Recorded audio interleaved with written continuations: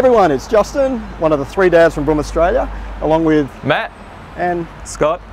And we're down here today because, you know what guys, it's been a long time since we've actually had a get together and actually done a few cars, isn't it? It has, yeah. So sorry everybody, so we've just been really busy, other things have come up, you know, there's been some sort of pandemic happening too, so apparently that's why we're socially distancing, okay? Now, as you guys know, I'm a bit of a mini freak. I love minis, had a few of them over the times, right?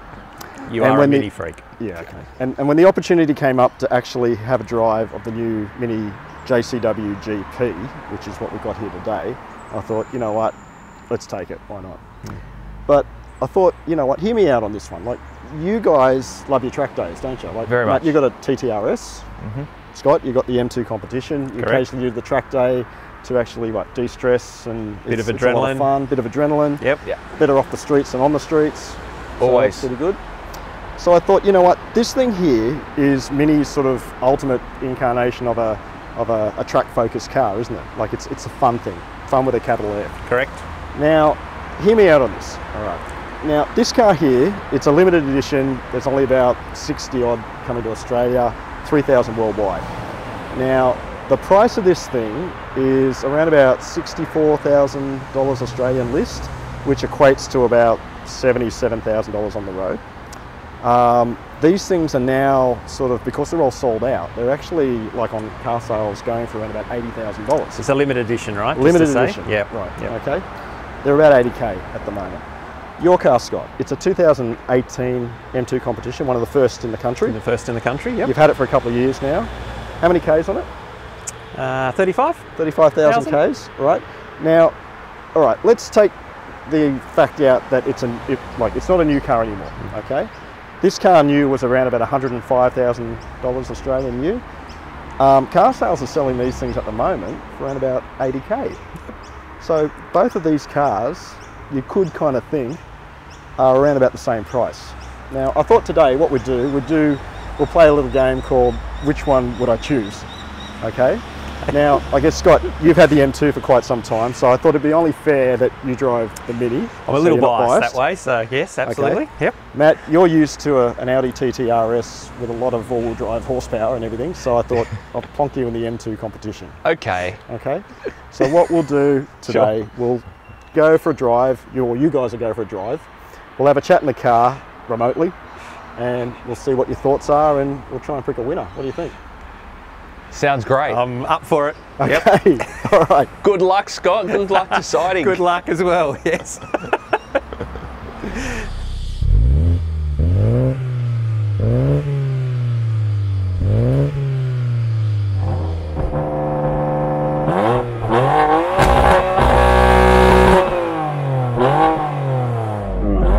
Now guys, today we'll look at these two cars probably in the way of 5 criteria. What do you think? All right.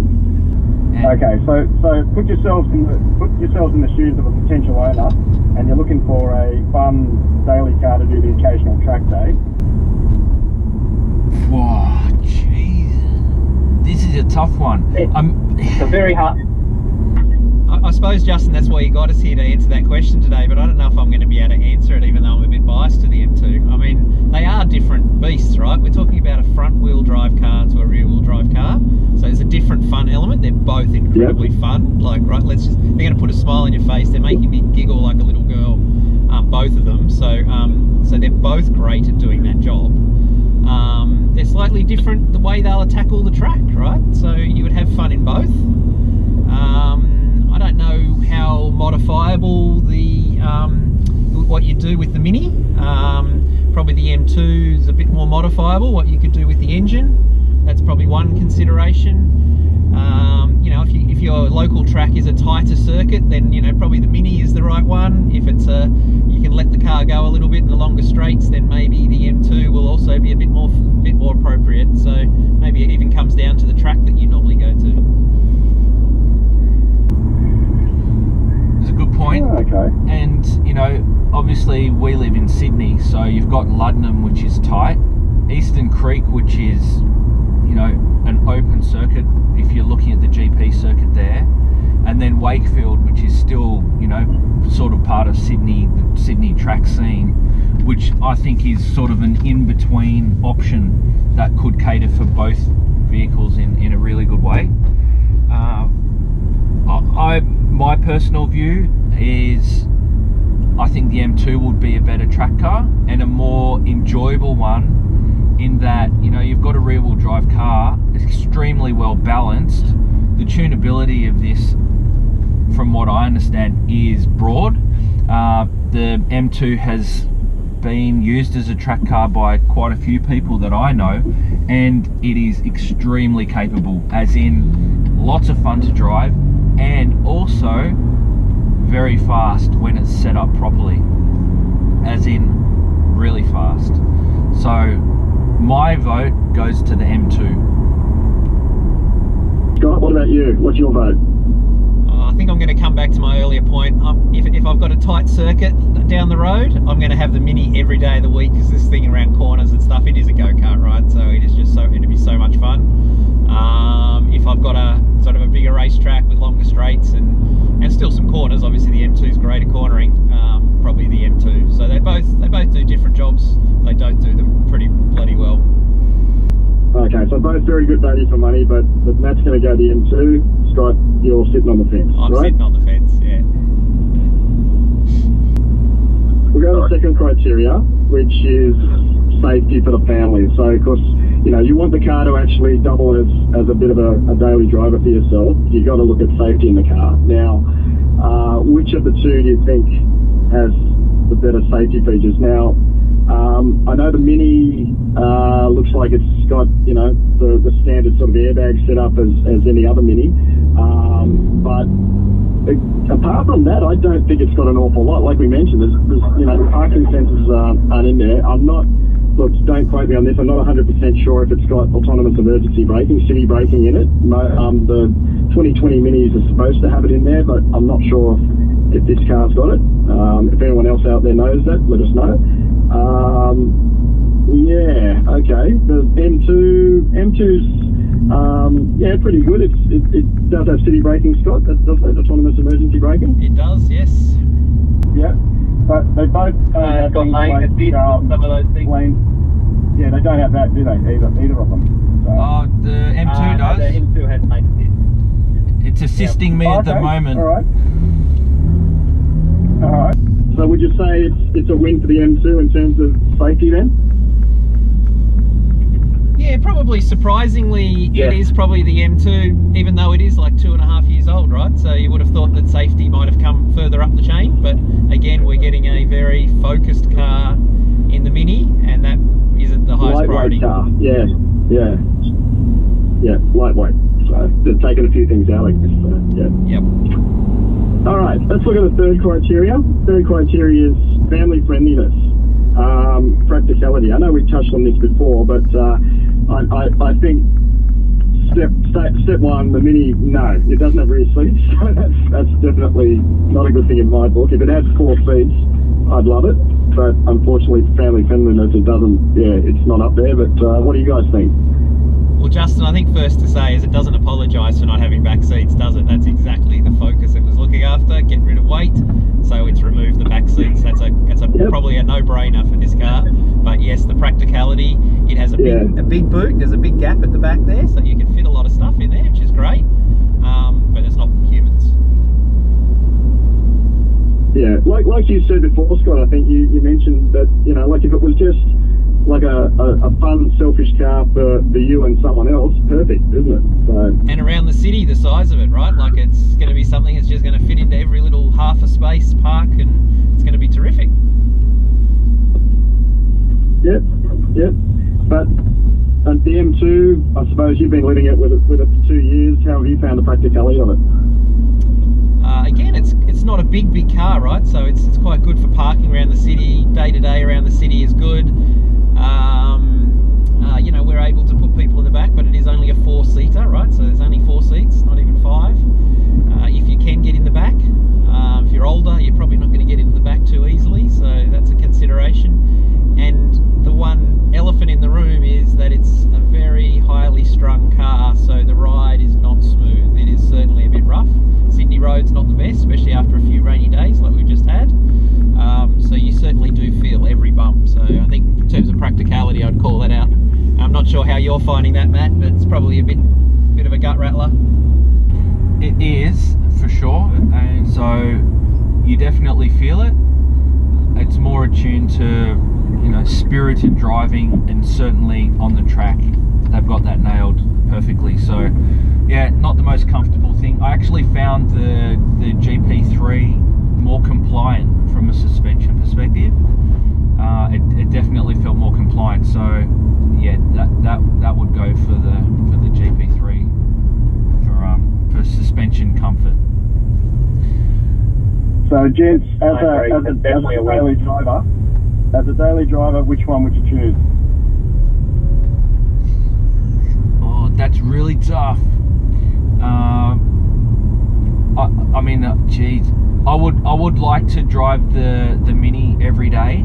I think it would be a hoot. Even just driving to work and driving to the shops would be lots of fun. This is as well, but because this is more practical in the sense that if you needed to take another 2 passengers, well, this wins hands down. I mean, I know the kids would love to hold on to the rear brace in the Mini and go around that, but I don't think the police would enjoy that.